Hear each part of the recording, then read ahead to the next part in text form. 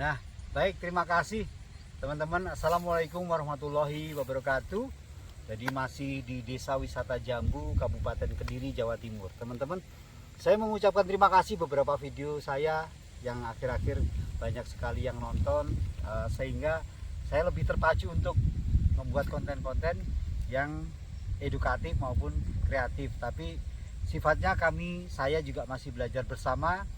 Mohon saran dan arahan juga untuk kebun-kebun kita, karena tidak mungkin saya berkebun artinya 100% kebun saya bagus dan sesuai dengan harapan saya maupun apa yang dilihat oleh teman-teman. Tapi ada beberapa memang faktor-faktor yang harus dipahami ketika kita itu berkebun. Jadi salah satunya saya sering menyampaikan bahwa alpukat kalau kondisi kecil, kondisi pendek itu tidak boleh dibuahkan terlalu lebat, karena kalau dibuahkan terlalu lebat risikonya itu akan menjadi daunnya menguning, kering, lalu bisa mati. Contoh seperti pohon ini, pohon di atas saya, di samping saya. Kalau ini namanya di samping saya, jadi pohon ini untuk daun itu kurang seger. Nah, alhamdulillah setelah recovery kita berikan semprotan. Saya juga memberikan semprotan zat PT, zat perangsang tumbuh, mereknya Atonik itu. Saya semprot 5 hari sekali, alhamdulillah sudah muncul tunas-tunas baru yang baru. Jadi recovery ini bisa, menurut saya bisa berhasil, bisa pulih ketika pohon ini berbuah. Kemarin sudah kita petik, ada 14 saja pohon buahnya ini. Terus sekarang tinggal 9 saya hitung, sudah saya petik. Karena pohonnya masih kecil, kondisi tanah itu juga mempengaruhi, karena di sini semua tanaman alpukat di sini tidak pernah dapat air. Airnya hanya sesuai dengan hilir. Hilir itu pengairan di desa, di pedesaan, hilir banyu lewat kelompok tani. Jadi dapatnya air ini saat ini musim kemarau biasanya 36 hari sekali, atau biasanya 28 hari sekali. Nah, itu teman-teman. Di samping kita akan belajar bagaimana pohon-pohon yang siap layak untuk dibuahkan, teman-teman juga harus tahu bahwa di satu pohon, jadi dalam satu pohon ini buah alpukat pasti akan mengalami perbedaan juga, baik ukuran maupun visualnya, bentuknya juga memang ada beberapa yang tidak sama. Artinya kita menganalisa secara global, secara satu pohon ini kalau jenis aligator pasti agak oval seperti ini. Jadi pasti agak oval seperti ini. Nah, adapun yang bulat seperti ini juga aligator. Nah, ini yang saya sampaikan bahwa alpukat itu dalam satu pohon itu memang tidak, ada beberapa yang tidak sama. Jangan khawatir, itu hanya sebuah sekedar tahu saja. Tapi yang jelas yang lebih penting adalah perawatan. Pohon ini ketika tidak dirawat, ketika tidak ada semprotan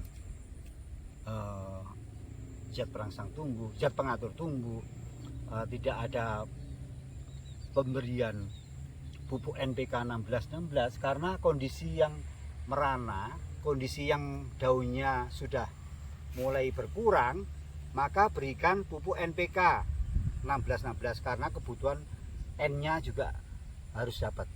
Tanaman ini kalau hanya kita memacu fosfat dan kalium, P dan K termasuk di dalam MKP, itu kurang pas karena tanpa N. Jadi kebutuhan ini sudah kebutuhan untuk menyegarkan kembali pohonnya, termasuk untuk recovery, pemulihan setelah pohon ini ada buah-buahnya. Istilahnya kalau manusia setelah melahirkan, maka harus ada pemberian vitamin, makanan yang cukup, gizi yang cukup, seperti itu.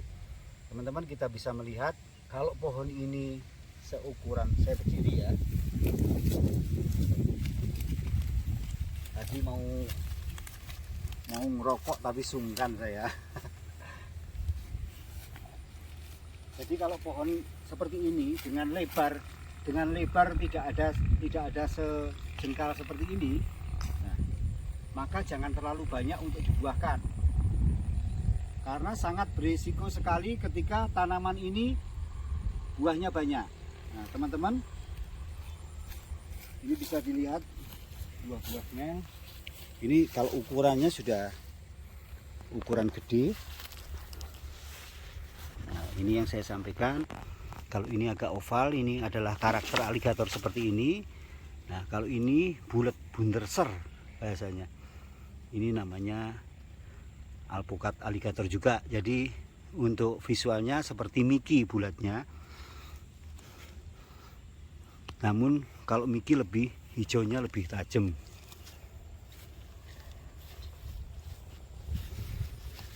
Kita sambil melihat perbandingan alpukat yang sudah mekar, sudah mekar pohonnya. Nah, ini sudah mampu untuk dibuahkan. Cuman ini kita bungkus tidak tahu besarannya. Coba saya akan cek buka buahnya.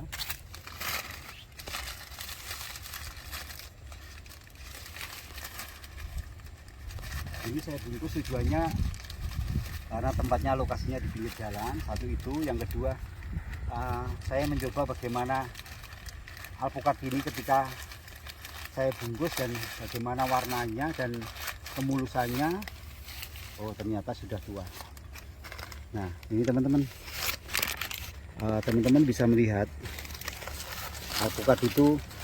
Tapi kalau alpukat aligator itu memang ada ukuran-ukuran. Ketika sudah besar itu biasanya identik dengan sudah tua, tapi jangan seperti itu. Sebaiknya kalau memang besar dan sudah ada tanda-tanda seperti ini, tanda-tanda agak bintik-bintik seperti ini berarti sudah tua. Jadi kalau melihat alpukatnya masih mulus, masih hijau, itu jangan dulu dipetik karena nanti eman-eman rasanya. Nah, sayang sekali. Coba saya petik ya. Bismillah. Karena saya nggak bawa gunting. Nah, besarnya seperti ini. Yuk, kita sambil jalan-jalan ke sana. Ini berarti sudah gede-gede ini.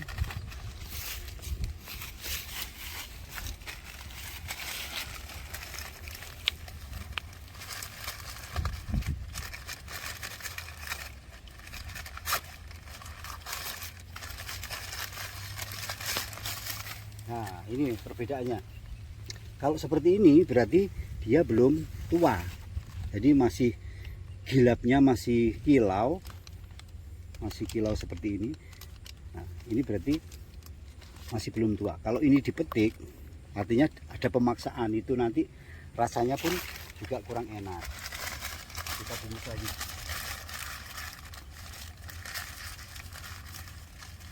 Oke, yuk kita jangan di skip teman-teman, jangan di skip. Kita melihat pohon alpukat yang kira-kira seukuran apa bisa dibuahkan, seukuran seberapa bisa dibuahkan dengan lebat. Yuk kita menuju ke arah sana.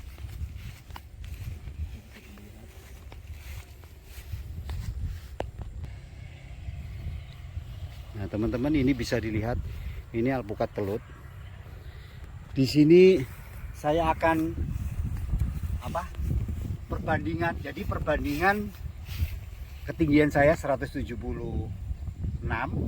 dengan pohonnya, dengan lebaran juga. Jadi saya tunjukkan kalau seukuran ini itu layaknya buahnya jangan batasannya, artinya batasannya perkiraan. Jadi ini ketinggiannya teman-teman. Nah, kalau lebarnya seperti ini, sudah lebar. Nah, maka ini boleh beberapa dibuahkan. Ini kan 1, 2, 3, 4, 5, 6, 7, 8,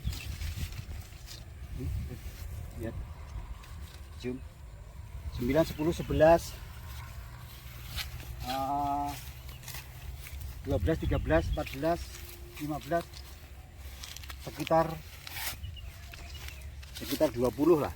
Nah, teman-teman bisa dilihat ini alpukat ini, kalau menurut saya yang agak bengkok ini dibuang. Yuk kita ke sana sambil jalan-jalan, kita lihat perbedaan alpukat yang pohonnya seger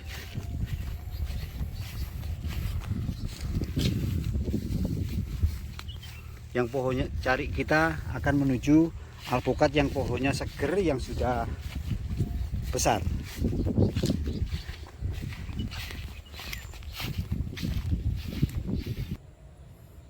Nah teman-teman, kita bisa melihat pohon yang seger. Seperti tadi saya harus ketinggian saya. Nah ini untuk lebarnya ini yang lebih penting. Jadi tanaman alpukat itu sebaiknya kalau tinggi sih gampang untuk meninggikan, tapi kalau lebarnya itu juga itu yang sangat perlu. Jadi lebarnya itu juga menjadi tolak ukur kita ketika kita akan membuahkan lebat dan tidaknya.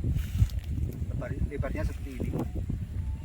Ini jenisnya jenis aligator, teman-teman bisa melihat. Nah,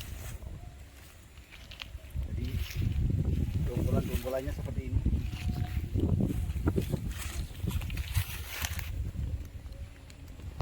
Dombolan-dombolan aligator. Nah, seperti ini dari bawah sendiri ya. Oh ini sudah besar. Kita coba buka karena nempel di tanah apakah ini bermasalah apa tidak. Oh aman, sudah besar.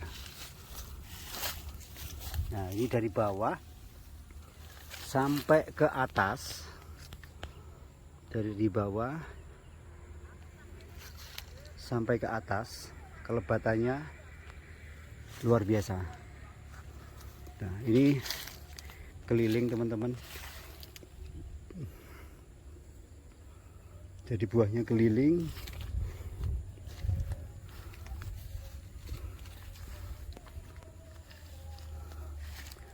Nah dombolannya seperti ini. Nah kita akhiri dulu sampai di sini. Sebenarnya di sana ada andalan saya, bokong ten super avocado, itu lebat sekali.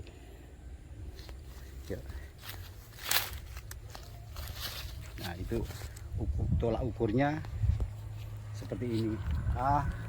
Baik teman-teman, saya mengucapkan terima kasih sudah selalu nyimak video-video saya. Mohon jika konten-konten saya bermanfaat, kita berbagi bersama. Dengan senang hati kalau video-video saya di-share ke teman-teman di grup-grup mungkin. Itu teman-teman yang bisa kami sampaikan. Saya juga mendoakan Anda semuanya semoga selalu diberikan kesehatan, umur panjang, sehingga kita terus bisa berbagi oksigen, semangat menanam untuk menghijaukan bumi kita. Terima kasih. Saya akhiri, wabillahi taufik wal hidayah. Wassalamualaikum warahmatullahi wabarakatuh.